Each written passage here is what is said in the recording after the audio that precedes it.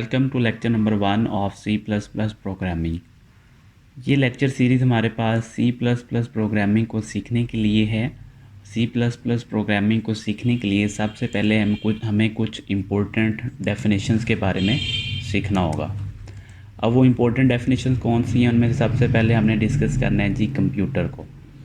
Computer is an electronic and programmable machine which takes input as data, processes the given data, provides output, result or information after processing input. Computer can store the given output in memory to use in future. Computer gives us same output for same input every time. इसके बाद जो चीज़ हमने discuss करनी है वो है जी programme हमारे पास वो सेट ऑफ इंस्ट्रक्शंस होते हैं जो हम कंप्यूटर को प्रोवाइड करते हैं to perform any specific task. Well defined set of instructions given to computer to perform any specific task is called program. These instructions are written in any specific language. जिस language के अंदर ये instruction हम लिखते हैं उस language को हम कहते हैं प्रोग्रामिंग लैंग्वेज, और ये प्रोग्राम लिखने का जो प्रोसेस है उससे हम कहते हैं प्रोग्रामिंग। तो इधर हम पहले डिस्कस करेंगे प्रोग्रामिंग क्या होती है। प्रोग्रामिंग क्या है जी? Process of writing program is called programming. और प्रोग्रामिंग लैंग्वेज वो वाली लैंग्वेज जिसके अंदर हम प्रोग्राम लिखते हैं।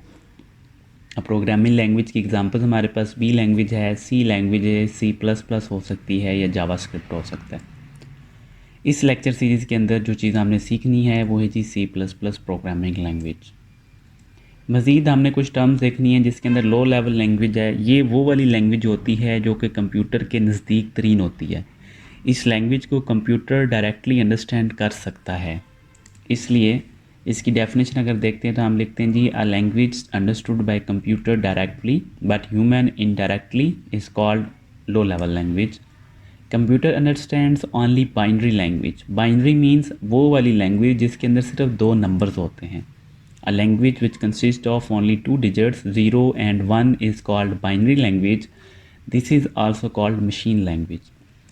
इसके बाद जो चीज़ हमने डिस्कस करनी है वो जी हाई लेवल लैंग्वेज। अब ये लैंग्वेज कंप्यूटर से ज़रा हाई होती है। कंप्यूटर इसको अंडरस्टैंड नहीं कर सकता डायरेक्टली, बल्कि इसको ह्यूमन जो है वो डायरेक्टली अंडरस्टैंड कर सकता है।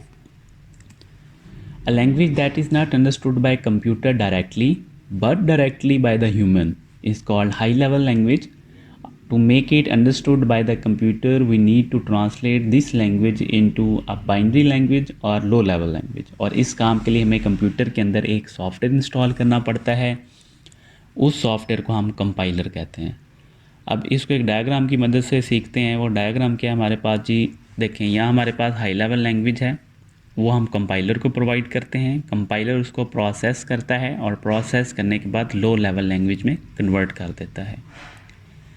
यहाँ पे आप एक और बात डिस्कस करना ज़रूरी है।